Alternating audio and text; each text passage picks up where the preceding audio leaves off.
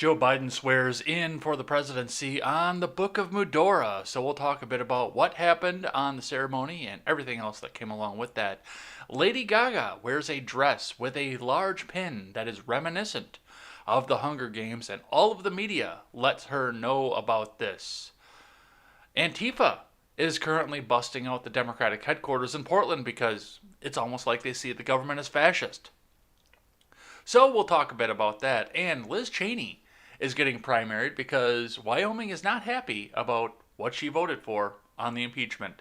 I'm Jay Edgar, and this is Contemporary.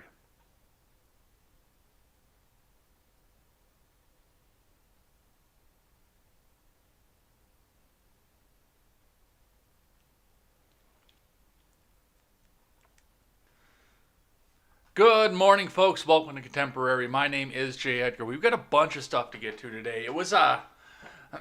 Honestly, it was a fairly uneventful day, but there's still some stuff that's going on here. Some stuff we've got to watch too, especially knowing the fact that I have cryptocurrency enthusiasts in the audience here. So we'll get to all of that. We'll talk about, the swear to uphold, the thing, man. And us, so help me, that dude up there. Hey, Hunter, who is that dude? You said you saw him when you took your last acid trip. That dude. Who is that guy? We'll talk about all of this and more. But before we get started, head on over to freedomscoop.com, folks.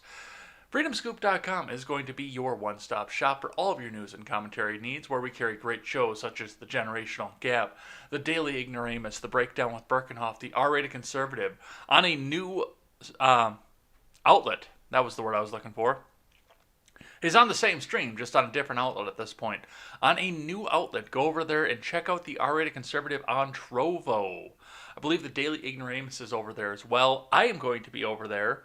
I'm going to look into that after work tonight, so see if I can get myself joined up into that and see if we can find another way to monetize this channel. So go over there and check them out. It's on the Restream board, so we can just pop up in over there. I have not decided if I'm going to cut DLive yet, because I know that every time you guys chat and I'm on DLive, you're generating cryptocurrency for the website. I don't like that. I don't think that's right, especially after what they did to all the rest of us creators. And I don't want to help them go ahead. But I know that a lot of you guys also like to use it. So we'll make the determination as to whether or not I go with that. But you can go check out Stephen Ignoramus and the R-Rated Conservative over on Trovo. Go check them out over there. You can also check out the Freckles and Brit show. Come on over, pick up some of our swag, and help us support great creators. Well, we've got two graphs to look at here to start with. Number one is the Dow Jones. You knew that was going to happen.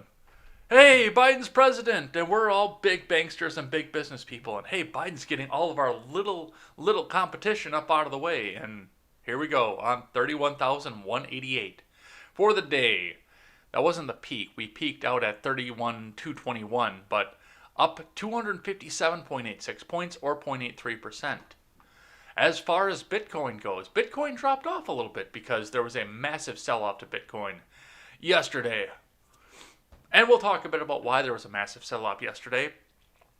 But it appears that a couple $billion, what was it, the $100 billion from the entire crypto market got sold off over the last 2 days. So, yeah, they're out at this point. So, we'll talk just a bit about that because this one here in the middle, it's archived and it's right over there. So, and I know, like I said at the top of the show, we've got some crypto enthusiasts in here, so we definitely need to talk about that. All right, from IBD, how to screen the stock market for winners. Listen to this show because I tell you what's going on in the stock market every morning. But I'm not a financial advisor. I just give you all the facts and let you draw your own conclusions. Dow Jones futures signal fresh record highs, but stock market rally flashes this morning. Netflix leads 6 breakouts from Ed Carson. Dow Jones futures rose modestly early Thursday along with S&P 500 futures and NASDAQ futures. The stock market rally had a strong session as President Joe Biden was sworn in, with Netflix and other big cap techs pushing the Dow Jones, NASDAQ and S&P 500 record highs. Netflix stock surged on fourth quarter results, while fellow FANG stock, Google parent Alphabet, also broke out. JD.com, Dynatrace, Teladoc Health, and Cadence Design System also cleared buy points on Wednesday. Apple stock and arguably Microsoft flashed early buy signals Wednesday, but looming earnings reports significantly raised the risks. While it's nice to see tech giants stirring, the Nasdaq already looks extended again.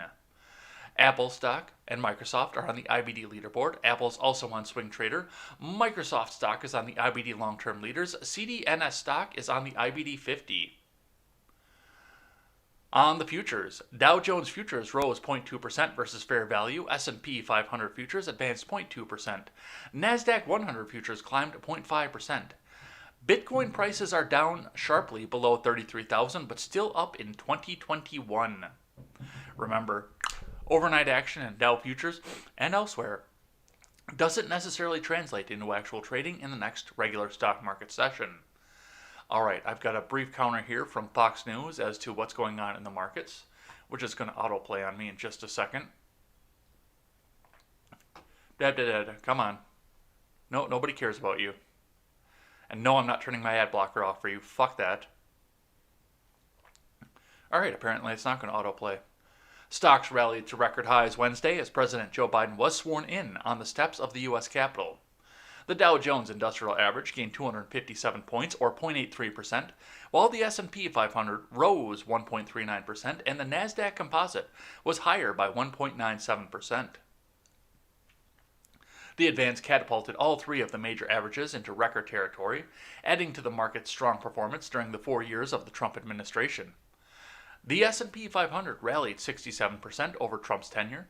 The 13.73% annualized gain was the third best during his presidency, trailing the index's performance during the Clinton plus 15.18% and Obama plus 13.84 presidencies. The Nasdaq, meanwhile, soared 138%, posting the best percentage gain under any president. A lot of tech in that one, too, and there was a lot of tech that blew up throughout the Trump presidency. Not necessarily because of him, but some of the rollbacks on taxes made it easier for the small businesses to start up and compete, too. We're not going to be seeing a lot of that coming up. In stocks, Netflix added 8.5 million paid subscriptions in the final 3 months of the year, bringing its total subscriber count to more than 200 million for the first time. The streaming giant reported revenue that exceeded Wall Street estimates, while earnings fell short because we were all locked in our homes for the last 11 months, and everybody's seen every fucking show on Netflix, except for me because I went to fucking work every day. Morgan Stanley reported earnings and revenues that exceeded analyst forecasts, bolstered by strength in investment banking, trading, and asset management. This followed a strong quarter from rival Goldman Sachs. United Health said quarterly profit fell 38% from a year ago as costs related to COVID-19 testing and treatments hurt its bottom line. But please give us more money, government. Big Daddy government, please give us more money. Meanwhile, Pfizer-BioNTech COVID-19 vaccine was found to be effective against the fast-spreading variant of the disease discovered in the UK during the final months of the last year. Imagine that! It looks like a possibility that the election could get overturned in the courts, so we've got to suddenly have this new fast-acting variant that quickly spreads, and it's new, and the vaccine might not... Oh, hey, look! The inauguration's done. Hey, look! The vaccine works against it. Elsewhere, AMC Entertainment received $100 million in secured debt through a deal with Merdrick Capital, giving the movie theater chain more cash to weather the pandemic. Merdrick already held $100 million of AMC debt. So the airlines, the theaters, they're all going back and forth in debt. They're probably going to see a little bit of a sink at the beginning of the year, possibly going to come back up. But the big winners are the techs and Netflix. All right, let's talk about Bitcoin here because I found this interesting right as we were getting ready to start out. From Markets Insider, Janet Yellen suggests curtailing cryptocurrencies such as Bitcoin, saying they're mainly used for illegal financing. From Harry Robertson. Janet Yellen, President-elect Joe Biden's nominee for Treasury Secretary, it's now President, by the way, so this is probably right before, suggested on Tuesday that lawmakers curtail the use of cryptocurrencies such as Bitcoin over concerns that they are mainly used for illegal activities. There has been a surge in interest in Bitcoin. Its price has soared about 300% in the past year. Bitcoin was down 7.59% to 34,183.57 on Wednesday, while Ethereum was down 9.74% to 1259.97 after hitting an all-time high of more than 1430 on Tuesday.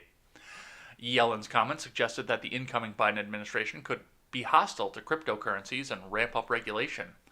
Watchdogs around the world, from the European Central Bank to the UK's financial regulator, have recently expressed concerns over cryptocurrencies like Bitcoin. Oi, mate, you got a license to be free like that? You got a license to buy whatever you want? Oi, mate, really? Sweet, no, we're going to make your cryptocurrency illegal, aren't we? Oi. Senator Maggie Hassan asked Yellen during her confirmation hearing on Tuesday about the dangers of terrorists using cryptocurrency. You're absolutely right that technology to accomplish the change over time.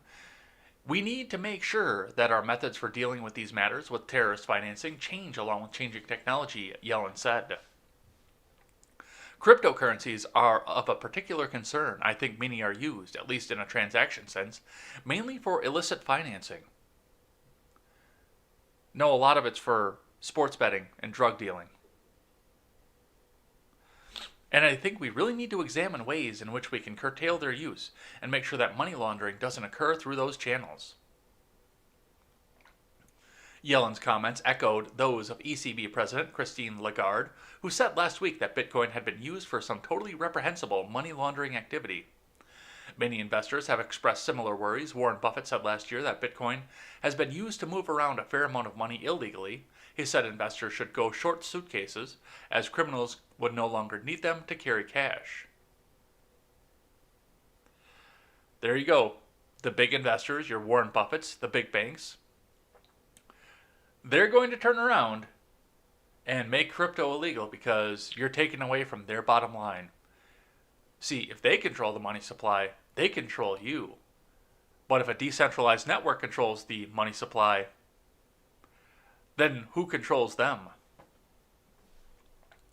So just something interesting to see in the future here. It does look like Yellen could come out and say, hey, you know what? This is illegal. My currency is the only thing that's real. And all the rest of you can go and fuck yourself.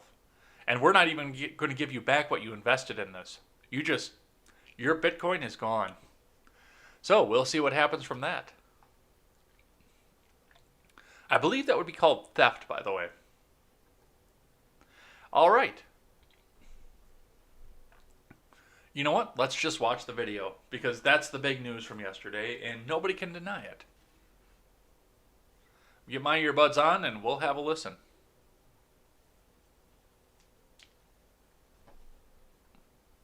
Please raise your right hand and repeat after me. I, Joseph Robinette Biden Jr., do solemnly swear. I, Joseph Robinette Biden Jr., do solemnly swear. That I will faithfully execute. That I will faithfully execute. The office of President of the United States. Office of President of the United States. And will, to the best of my ability. Will, to the best of my ability. Preserve, protect, and defend. Preserve, protect, and defend. The Constitution of the United States. The Constitution of the United States. So help you God. So help me God. Congratulations, Mr. President.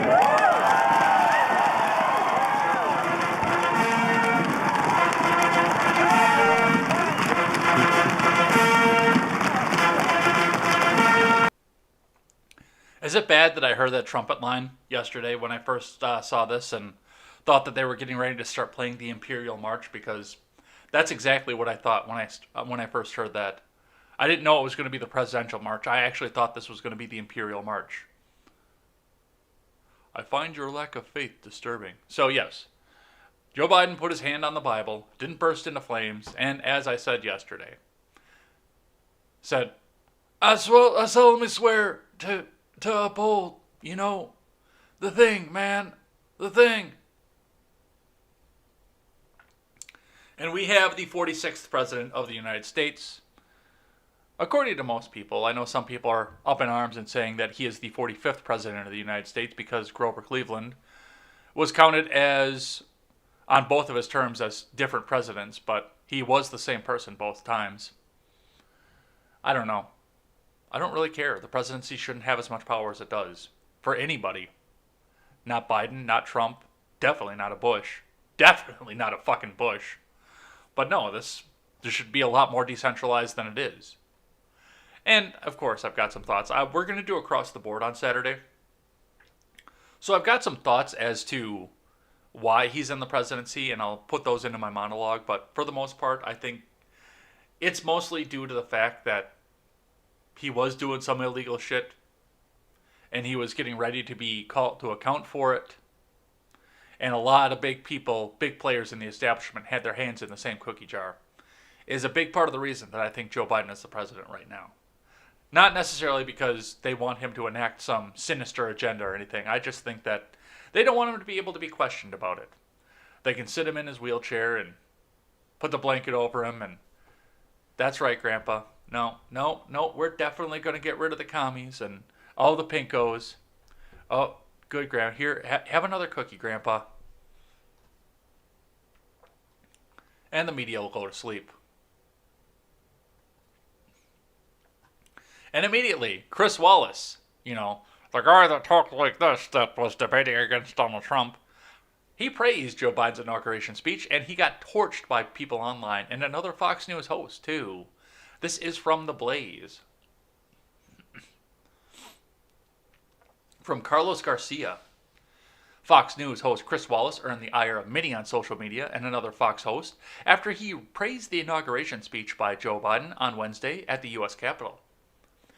Wallace made his comments during the cable network's coverage of Inauguration Day after Biden's speech. I think it was a great speech. I've been listening to those inauguration addresses since 1961. John F. Kennedy's Ask Not, Wallace said. Well, I'm sure the sentiment now is, ask not what you can do for your country. Ask what your country can do for you. I'm pretty sure we've got to that point, especially with all the gibs that everybody gives out today. Hey, I'll give you this little bit of government assistance if you just vote for me. I thought this was the best inaugural address I ever heard, he added. Wallace contrasted Biden's tone with that of the insurrectionists at thugs who assaulted the U.S. Capitol on January 6th. Citation needed, please. It was less of an inaugural address and more part sermon, part pep talk. Yeah, the fact that they're giving a sermon from the Oval Office just tells you the religiosity that the government has taken over the people. This is not fucking Rome, people. As much as people try to call this the Roman Empire, this is not Rome, and Joseph R. Biden Jr. is not a god. It was a call to our better angels, a call saying, look, we've got tremendous challenges. COVID, the economy, racial injustice, climate change. But there's nothing we can do if we come together, he added. Wallace's comments in favor of unity were met by scorn from many online. Chris Wallace in Fox News just stated that this was the best inaugural speech he'd ever heard. Really? That was from the Leo Terrell. Bridget Gabrielle said Chris Wallace is fake news. Heck. Well, let's listen, I guess.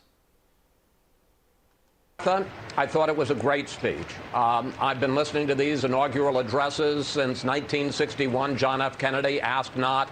I thought this was the best inaugural address I ever heard. Obviously, a lot of this event today, a lot of the president's speech was colored by the emotion of the fact that exactly 2 weeks ago, 14 days ago, there was a mob of thugs, of insurrectionists, of domestic terrorists on the inaugural stand, and Joe Biden was saying that democracy prevailed. We were able to get through that, and he was talking about how we need to get through that in the future if we are going to be a united country. He talked about white supremacy, domestic terrorism. He said we must confront it. We will defeat it. My whole soul is in this, uniting our people.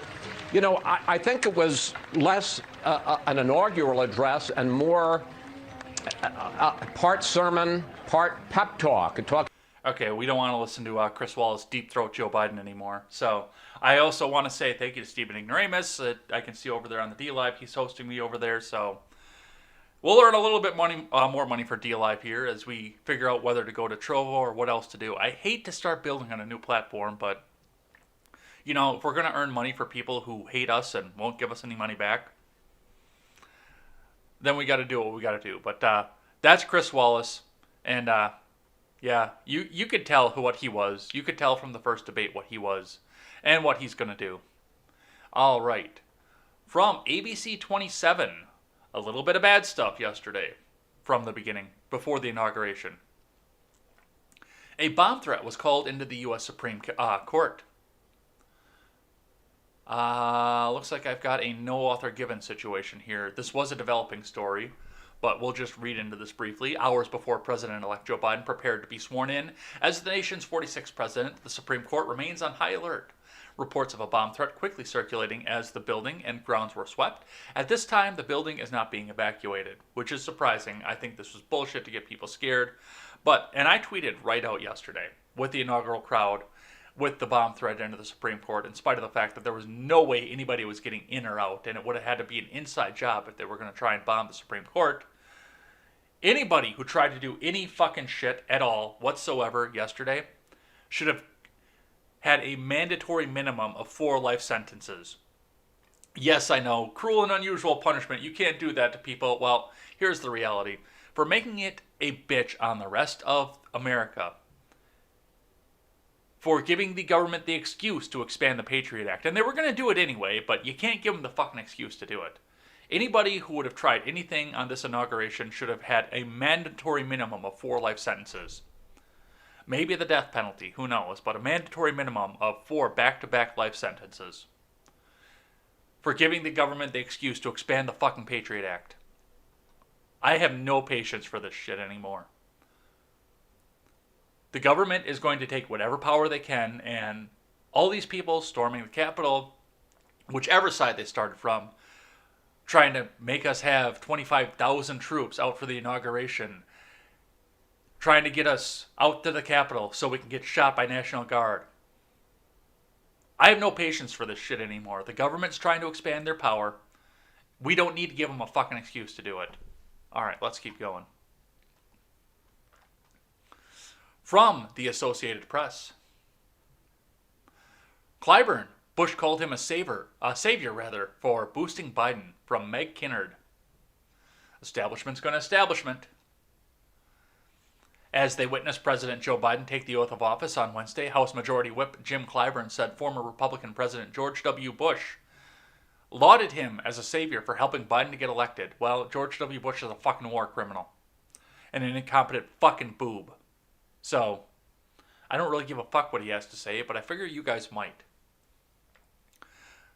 The South Carolina Democrat is largely credited with giving Biden the endorsements he needed to shoot to the top of 2020's large Democratic field and win his party's nomination.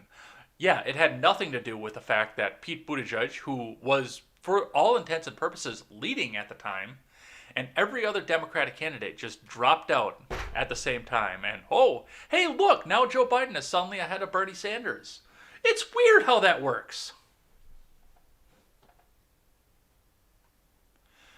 Clyburn, on a call with reporters, said Bush told him, "You know, you're the savior, because if you had not nominated Joe Biden, we would not be having this transfer of power today," he said, adding that Biden was the only Democratic candidate he felt could have defeated President Trump. A large amount of the election being completely above board and nothing bad happening also helped with that. Wink, wink, honk, honk.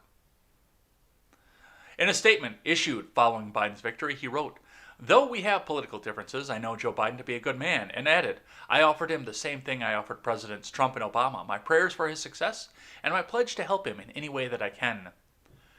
Bush spokesman Freddie Ford downplayed Clyburn's remarks. "Let's not make this into more than it is," he wrote on Twitter, adding that the former president was saying Clyburn helped save Biden's nomination. Nothing biblical here. No, nothing biblical here. Just a deep, deep religious faith in the establishment politics. That's all that it is. All hail the government. All hail the government. All hail the government. So thank you, war criminal Bush, for that. Let's keep going. Lady Gaga's inauguration dress compared to Hunger Games outfit, from Jessica Napoli. Lady Gaga sang the national anthem at the inauguration of the 46th President of the United States, Joe Biden, on Wednesday. The 34-year-old Grammy and Oscar winner belted out the iconic song in a blue and red custom Schiaparelli haute couture look designed by Daniel Roseberry. Gaga's outfit also featured the matching gloves, and her jewelry included a large golden dove, brooch to symbolize peace and unity. Many fans on Twitter compared her ball gown and accessories to the costumes worn from the movie franchise The Hunger Games. And if that doesn't worry you, I don't know what will. Yep, the large dove. That's really a mockingjay.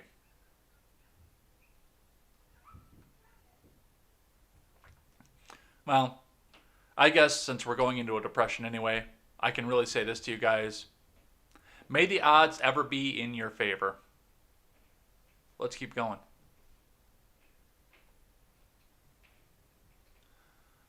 Biden says Trump left him a very generous letter before departing the White House, from Kate Sullivan, Kevin Liptak, and Pamela Brown. The memes that came out of this were hilarious, and I'm guessing turned out to be absolutely fucking nothing, but the memes were great.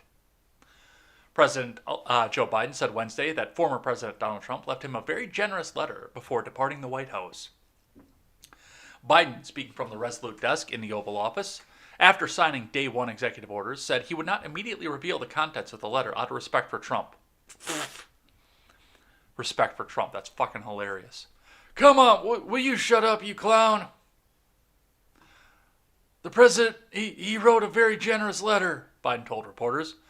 Because it was private, I will not talk about it until I talk to him. But it was generous.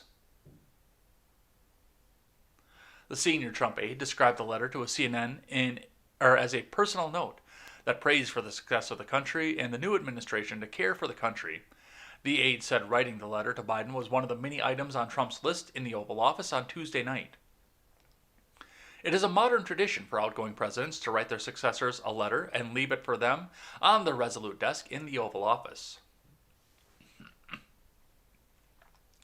Trump did not show the note he left for Biden to many of his aides, according to one person.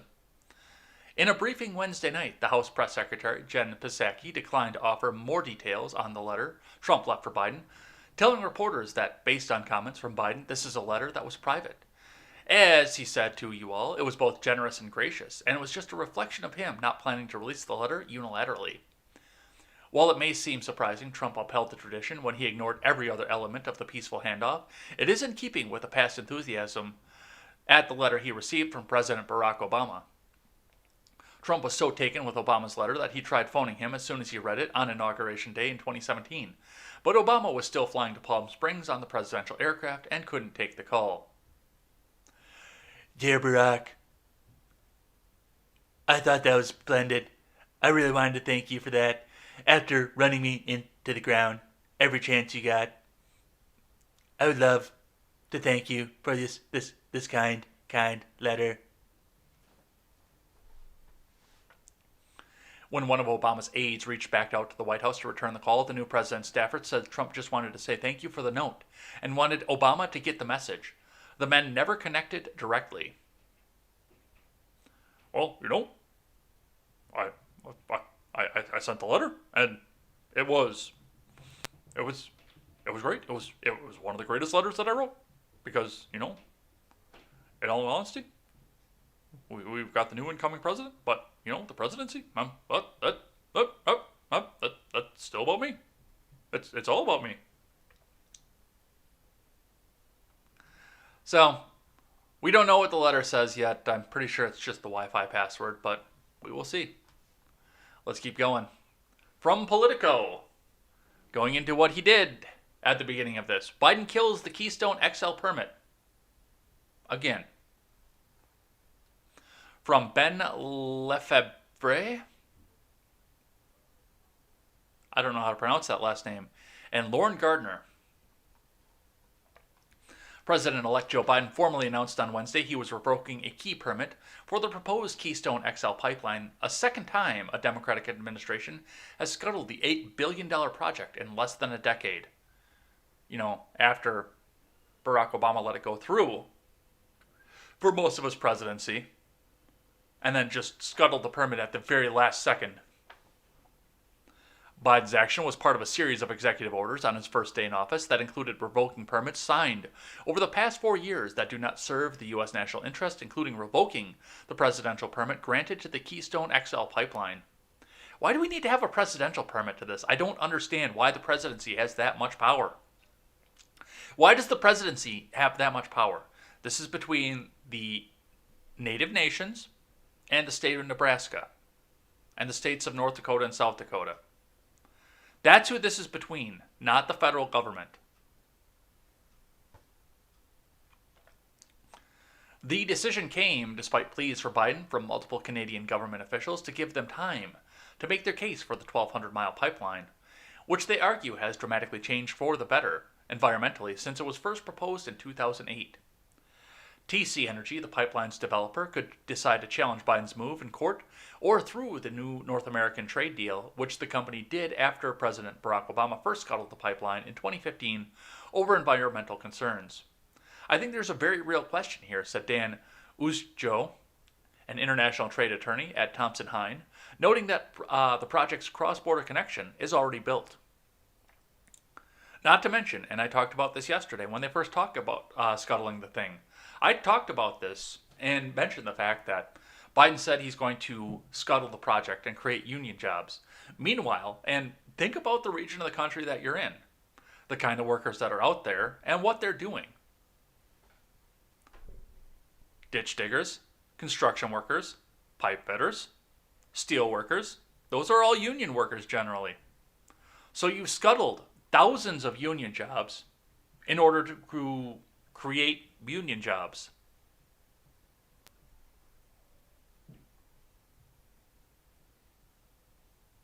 I think Biden's an idiot.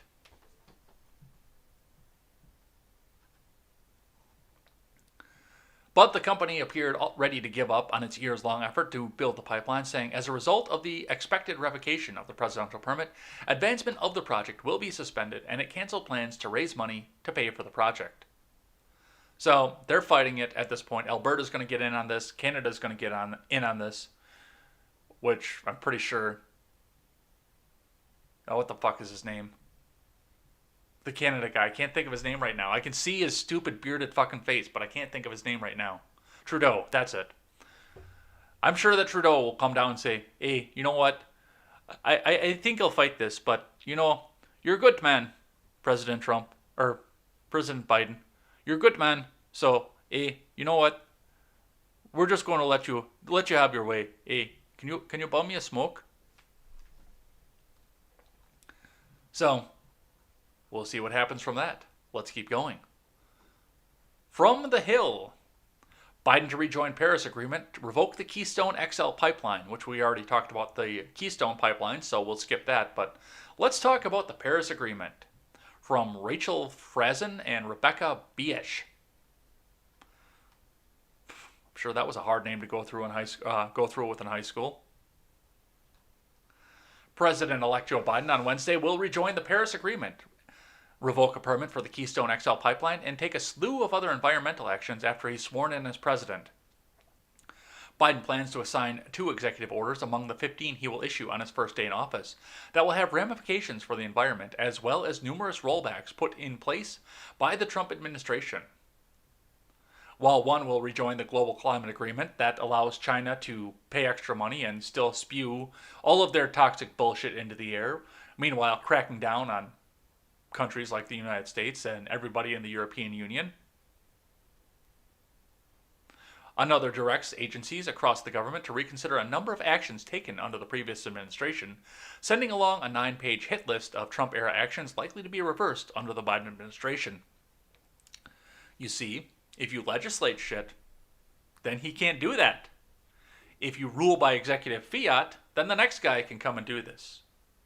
This was warned about. when President Trump started doing the same thing to everything President Obama did by executive order. And yet he didn't learn a goddamn thing, because he turned around and did the same thing.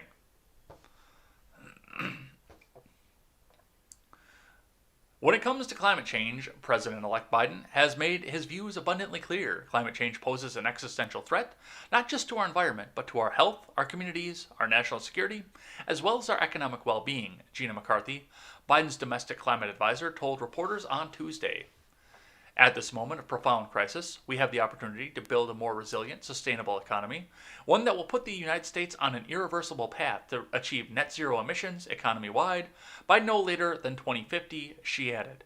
They always put these weird big years all the way out, way out in the future. So when we don't hit it, they can say, oh, hey, look, this administration here, they fucked it all up. Kick the fucking can down the road. Biden has pledged to rejoin the Paris Climate Accord on his first day in office, part of his commitment to get the U.S. on a path to reach net zero emissions by 2050. In his second order, he aims to halt the number of oil and gas activities, revoking the Keystone XL pipeline, set to cross the border with Canada, and placing a temporary moratorium on oil and gas leasing activities at the Arctic National Wildlife Refuge. The action stops short of Biden's ultimate goal of halting all new fossil fuel leasing on federal lands and in federal waters, though it's an action he has pledged his administration will take. Get ready, folks. I hope you liked $5 a gallon gas under the transition between W and Obama. I hope you enjoyed that, because that's coming back.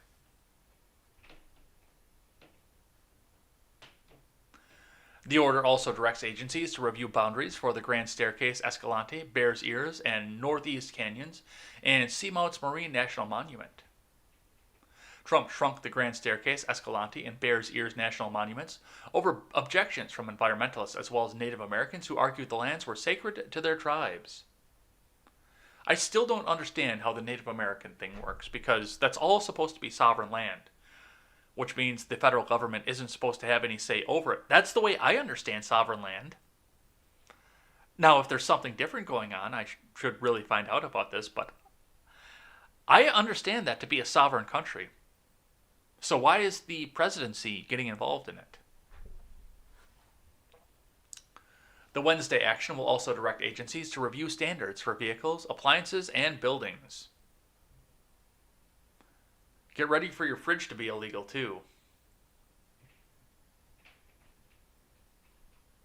All right, so we will see what happens with that and how many jobs that eliminates here. Let's keep going. From the Daily Wire. Press Secretary Jen Psaki dodges questions about Biden abortion policy. He attends church regularly. Ron, can you take that article and drop that in the Discord, if you could, please? The one that he's got sitting over on the in the live chat. Thank you. From Ryan Saavedra. New White House Press Secretary Jen Psaki dodged answering questions from the media about President Biden's abortion policy during her first press conference on Wednesday evening by invoking Biden's professed religious beliefs and noting that he attended church before the inauguration. Psaki made the remarks during the following interaction with Owen Jensen. Let me see if I can grab a video of this. Yes, I can. Go ahead all the way in the back. Yeah, hi. Congratulations on your new position. Owen Jensen with EWTN Global Catholic Network. Two big concerns for pro-life Americans. The Hyde Amendment, which of course keeps taxpayer dollars, as you know, from paying for abortions, Medicaid abortions, and the Mexico City policy, which under the previous administration they expanded to keep tax dollars from overseas paying for abortions. So what is President Biden planning on doing on those two items right now? Well, I think we'll have more to say on the Mexico City policy in the coming days. But I will just take the opportunity to remind all of you that he is a devout Catholic and somebody who attends church regularly. He started his day attending church with his family this morning. But I don't have anything more for you. Go ahead all the way in the back. Yeah, hi. People are concerned about the pro-life position that Biden has. Oh, well, he goes to church.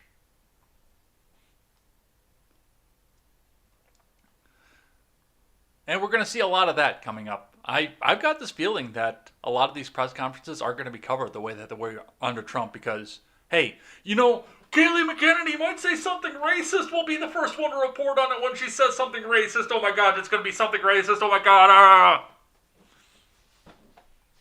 All right, let's keep going. From NBC News. This is fucking disgusting. I'm just about ready to cancel my Amazon membership over this one. I'm going to hold on to it for just a little bit more, but I'm close at this one. Amazon offers Biden help with COVID-19 vaccine distribution. From Dylan Byers. Amazon has extended an offer to President Joe Biden to assist with the national distribution of COVID-19 vaccines, a move that could expedite the federal effort to combat the pandemic. Dave Clark, the CEO of Amazon's consumer business and one of the company's highest-ranking executives, sent a letter to the president shortly after the inauguration on Wednesday. As you begin your work leading the country out of COVID-19 crisis, Amazon stands ready to assist you in reaching your goal of vaccinating 100 million Americans in the first 100 days of your administration, he wrote in his letter, a copy of which was obtained by NBC News. We're prepared to leverage our operations, IT, and communications capabilities and expertise to assist your administration's vaccine efforts, Clark wrote. Our scale allows us to make meaningful impact in the fight against COVID-19, and we stand ready to assist you in this effort. Thanks for getting all of our small business competitors out of the way. Here, let's give you a little kickback and some free vaccine distribution. Why don't you pass a few more regulations and get a few more of our competitors out of the fucking way?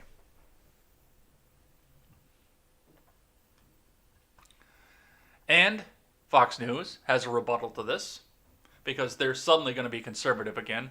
Hey, look, we can be against the current administration. Look, we can get clicks. We can get CNN rage clicks. And the sad part is they probably will. From Fox News, why did Amazon wait until Biden's inauguration to offer help with the vaccine distribution? From Paul Best. Choose your provider. None of the above. Fuck you. Shortly after President Joe Biden was sworn into office Wednesday, Amazon congratulated him on his inauguration and offered their extensive resources to help the new administration in its vaccine effort. As you begin your work of leading the country out of the COVID-19 crisis, Amazon stands ready to assist you in reaching your goal of vaccinating 100 million Americans in the first 100 days of your administration. Dave Clark, CEO of Amazon's worldwide consumer businesses, wrote in a letter to Biden on Wednesday. I think they're going to start by strapping down chicken farmers in Oklahoma and making them take the shot. Strapped down to a bed. Forced vaccination. We are prepared to leverage our operations, information technology. Yeah, we read this already. Amazon's offer was welcomed by many following a sluggish rollout of the recently approved Pfizer and Moderna vaccines. Also, Amazon got in the news, and all the progressives that say forced vaccination should be a thing said, oh, cool, I'm going to go buy something extra on Amazon with my government money because I lost my barista job.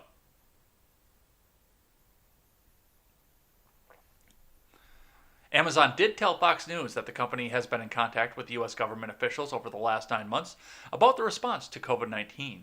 An Amazon spokesperson also pointed to a letter that Clark sent to a CDC advisory board on December 16th about the vaccine distribution. The Amazon spokesperson, I missed that paragraph, declined to provide an on-the-record explanation for why the company did not offer their assistance to the Trump administration. I know. Because Trump was a big advocate for small business. And he also didn't like Jeff Bezos. The Amazon Post, the worst newspaper in the country, okay? It's the worst. They say the worst things about me. Almost like that nasty New York Times.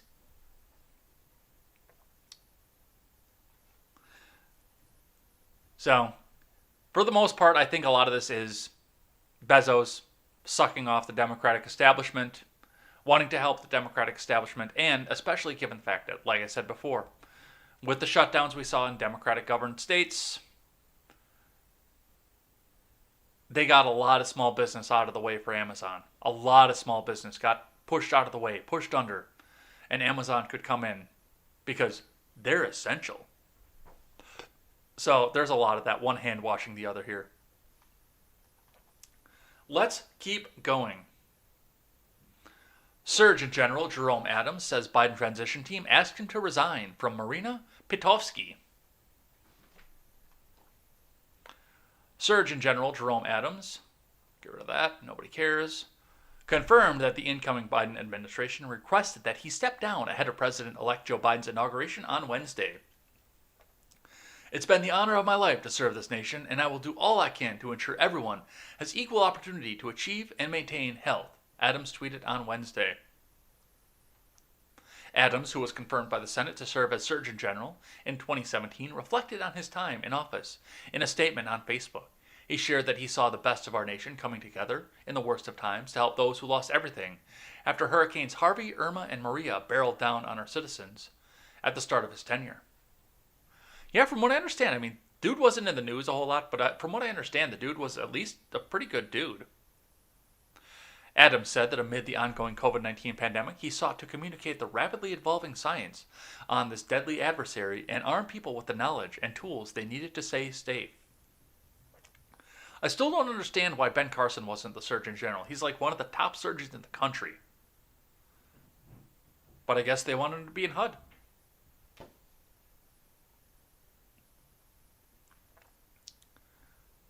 They don't really give any explanation as to why he was asked to step down, but for the most part, I think a lot of this is just, I gotta erase every Hunter, what's my line?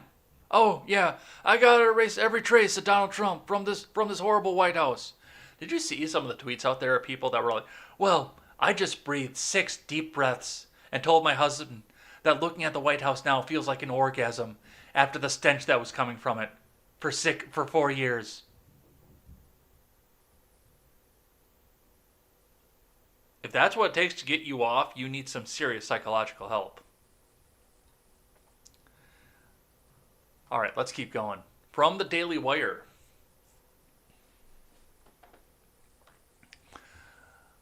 Delayed. Democrats say it may be March before Biden administration considers COVID relief. From Emily Zanotti. Oh, we need to get the check out now. Oh my God, the check needs to get out now. People are dying. Oh, hey, Biden wants to wait till March? Oh, that's cool. President Biden called easing the economic impact of the coronavirus pandemic an emergency in statements leading up to Wednesday's inauguration, but Democrats told NBC News just hours before Biden took the oath of office that further COVID-19 relief may not come until March. Biden rolled out a $1.9 trillion relief plan last Thursday that includes direct aid to both businesses impacted by the coronavirus pandemic and to individual taxpayers who received a $600 stimulus check.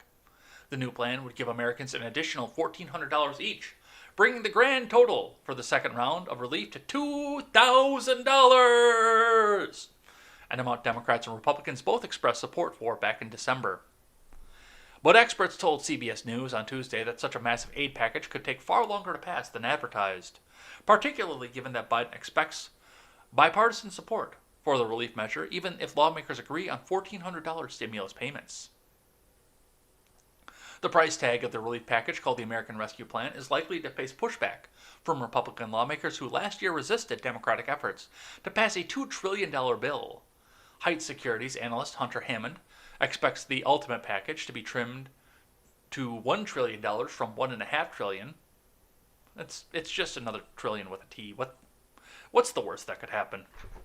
The outlet noted, there's also a question as to whether the Senate, now in Democrat hands, will prioritize Biden's agenda or will instead allow it to linger until after they hold former President Donald Trump's impeachment trial.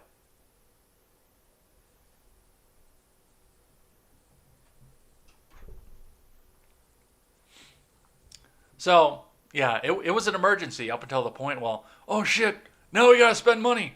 What the fuck? Alright, we gotta do something here. Delay it. Hey, and maybe the states will let their state STOPA back up. And then we won't have to worry about it. People will forget about it. News media, cover for me. Cover!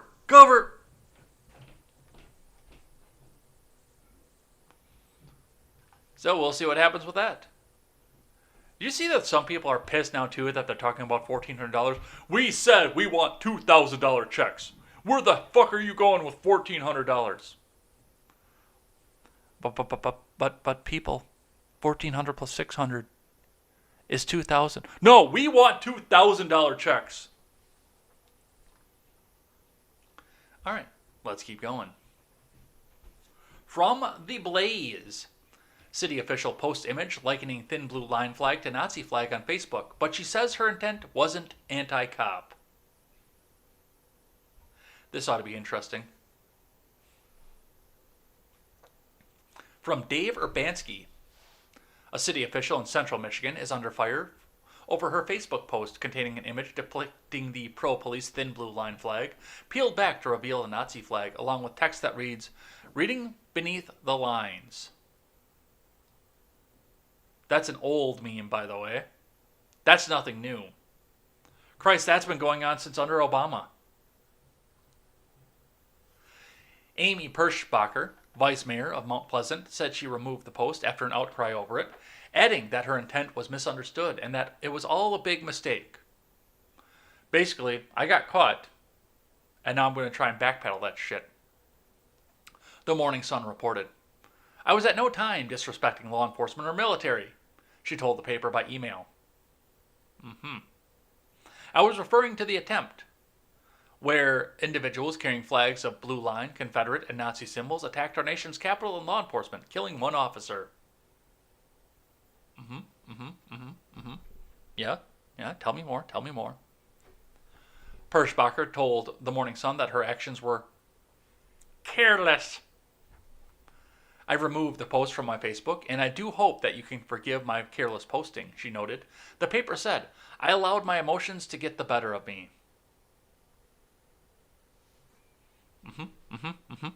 Well, tell me more. Perschbacher, a mental health specialist, noted to the Detroit News that she didn't think this through very well. "I should have put more context into what I was trying to say."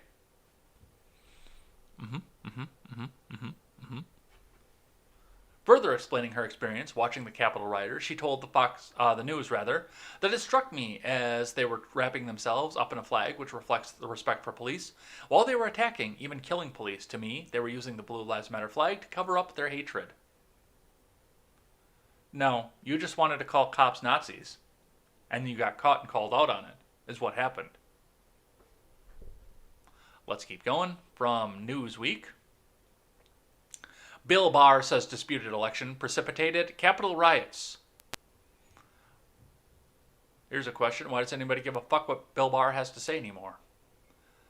The former AG has linked the violence in the U.S. Capitol with the attacks on the integrity of the U.S. election and said that he was not surprised to see the unrest on January 6th. In his first interview since the insurrection in Washington, D.C., which resulted in 5 deaths, Barr said the debate about the election's legitimacy was the thing that precipitated the riots on the Hill. I don't think you can count one of those deaths. I really don't. Because from what I understand, the dude tased himself in the nuts and had a heart attack from that. I don't think that was caused by the Capitol riots. I think that was caused by natural selection and basic stupidity.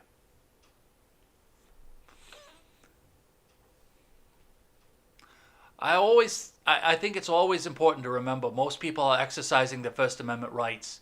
He told the British program ITV News. Well, that's British, that's why.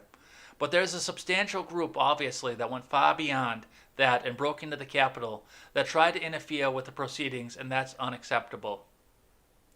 I'm sad to see, but not surprised, in a way to see the kind of violence we saw on the Capitol Hill.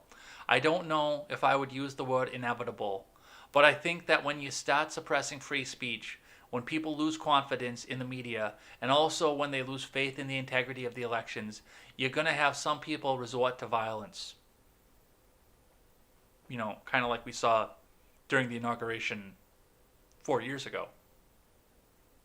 But we don't talk about that because that's inconvenient. And honestly, nobody cares. He's just coming out and regurgitating the same thing that the mainstream media has been trying to convince you to believe since the whole fucking thing happened. All right. From the Blaze. This is fun. This is fun. I love this. So apparently, Antifa just thinks that the whole government is fascist. Antifa rioters break windows at Democrat HQ in Portland. Spray paint "Fuck Biden" messages. One banner read, "We don't want Biden, we want revenge."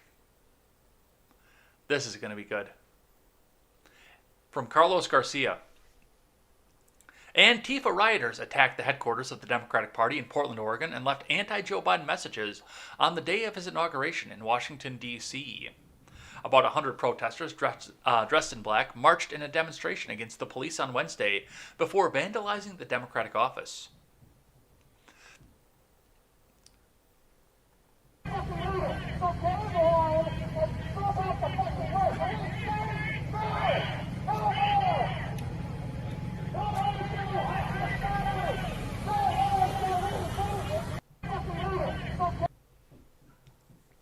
Is that like all these people do? I've never been to Portland. I've never been west. Well, let me rephrase that. I've been to west of the Mississippi just a little bit. I went down to Phoenix, but that was on a flight. But other than that, for the most part, Fargo is the furthest west that I've got, other than the flight.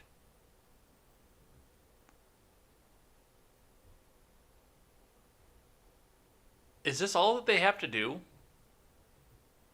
in Portland? Is just march around like this? Don't some of these dudes have girlfriends? I could think of a much better use of my time. Some protesters were carrying Antifa flags. Coin TV reported that the protesters attacked police after several officers tried to take weapons away from the crowd. The rioters threw objects at the police officers, and they responded by deploying a smoke canister. Other videos from the protests on social media showed the attack as it happened. Some rioters had a difficult time breaking the windows because they weigh 75 pounds.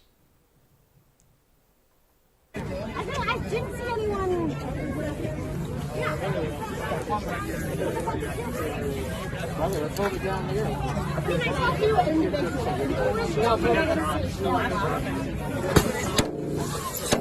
Beta! Look at that!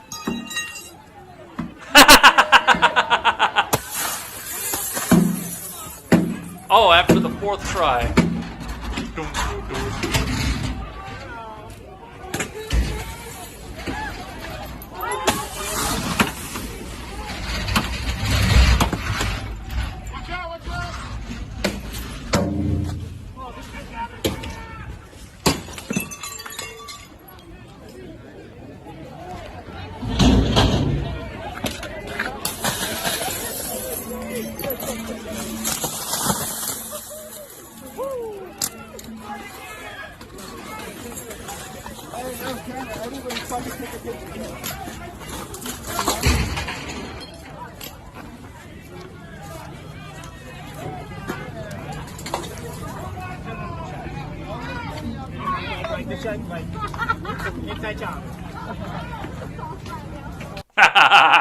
They couldn't break the windows. That's still hilarious.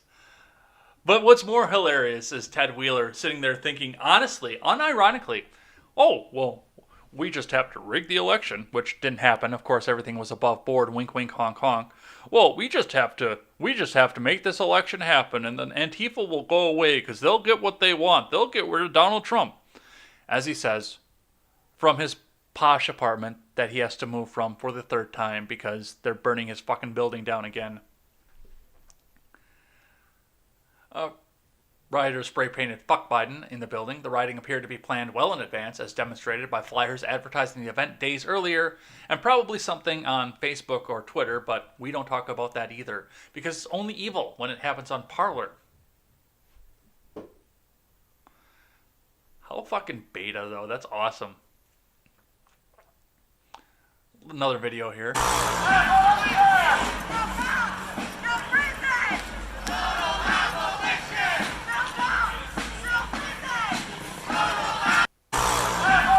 As the price of insurance in Portland goes up.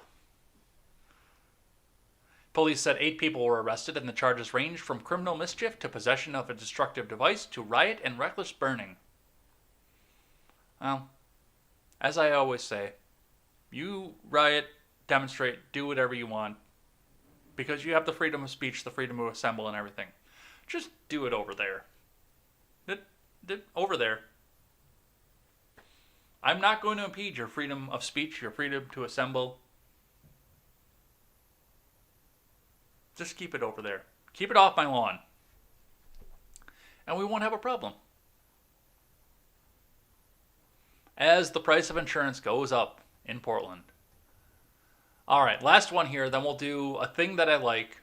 Actually, a couple things that I like, all in the same vein. And then a thing that I hate. And then we'll get on out of here. Because I'm really hungry. From the Hill. Liz Cheney gets a 2022 primary challenger after voting to impeach Trump. After her constituents told her not to. And like I said, yes, you have, in a representative democracy, you do have some autonomy to make decisions on your own. But your voters are going to tell you whether or not they like it. And they are censuring her right now. The censure vote did come in from the Wyoming Republican Party. And now they're so upset with her that they're going to try and put somebody up in her place. From Max Greenwood, Representative Liz Cheney will face a primary challenge in 2022 after voting last week to impeach the former President Trump. Wyoming State Senator Anthony Bouchard announced on Wednesday that he will challenge Cheney for Wyoming's lone House seat, saying that his campaign was spurred on by his opponent's longtime opposition to President Trump and her most recent vote for impeachment. Wyoming taxpayers need a voice in Congress who will stand up to Nancy Pelosi and the Democrats, not give them cover, Bouchard said in a statement. That's why I'm running for Congress. Cheney, the number 3 Republican in the House, has faced backlash from within her own party since she joined 9 other House Republicans last week in voting to impeach Trump for inciting an insurrection at the U.S. Capitol. Well, like I said, you're free to do whatever you want to do. You do have full autonomy as a representative. But if your constituents don't like it, you got to go back and answer to them. You were a public servant, not a leader. There's a difference between the two of these things.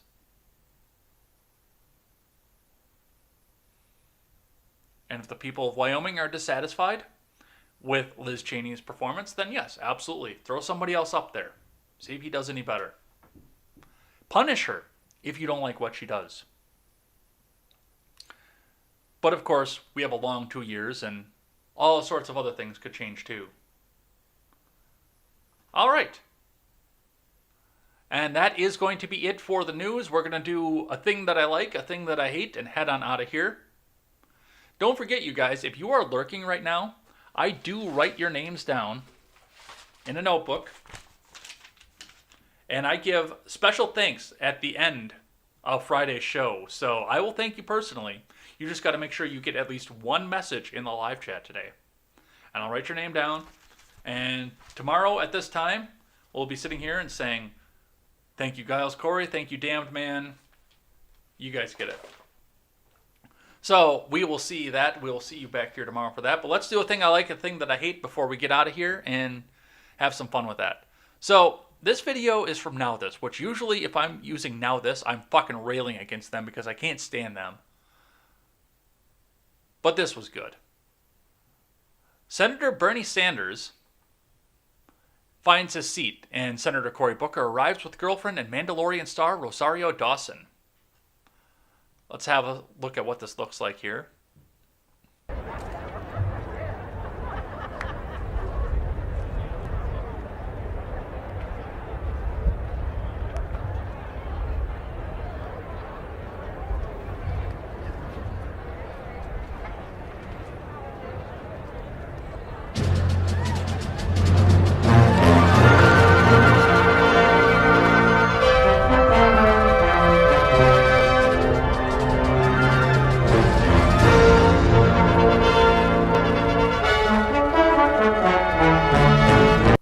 Now, that all seems mostly innocuous, except for the fact that, yeah, Biden's carrying his mail in his hand, which is part of the meme there. But this has spawned a ton of memes off of this.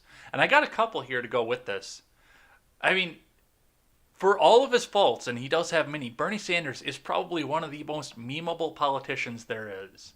So, reading here from India Today, Biden dressed like inauguration is on his to-do list today, but it ain't his whole day.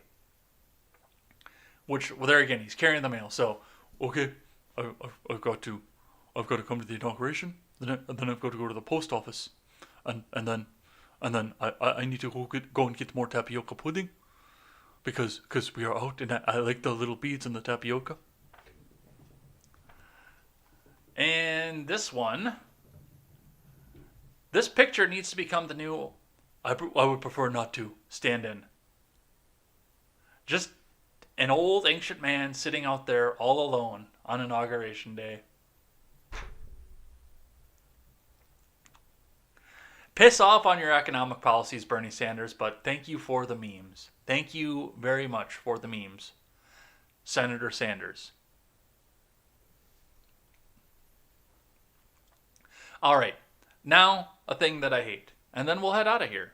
So the thing that I hate today, this was a screen cap that I snipped and sketched from Twitter about, I want to say 3 o'clock my time yesterday afternoon, because yesterday was supposed to be about people celebrating, and there are plenty of people that are celebrating Joe Biden's asterisk presidency right now. Instagram is almost completely insufferable at this point, with all the e-thoughts out there saying, oh, thank God, nobody's going to come after my womb or my sex work and this and that and the next thing that they're doing here. But even still, in spite of the fact that you got your asterisk presidency, your temper tantrum has come to fruition, you've changed the occupant of the White House after burning half the country down, after protesting everywhere, you've got your way. And yet, at 3 o'clock Central Time, 1.18 million tweets are about Donald Trump. This wasn't about getting a Democrat in. And the TDS shows right through, and I tweeted this right out too. I mean, you're supposed to be excited for your asterisk presidency, and yet all you can still talk about is the former Apprentice star and the former federal Apprentice star. This wasn't about Joe Biden. This was about, we hate Donald Trump because the media told us to. We do need to start getting people into offices with positive ideas, especially in the presidency, because, and I mean, I remember this all the way back from even when I was a kid, when my parents were talking about this and I was first learning about politics under the Clinton administration. Well, we can't vote for Dole because he's evil. Bob Dole, he's so evil because he's a Republican. Yeah, but they're making allegations against Bill Clinton. Well, yeah, but he's better than Bob Dole.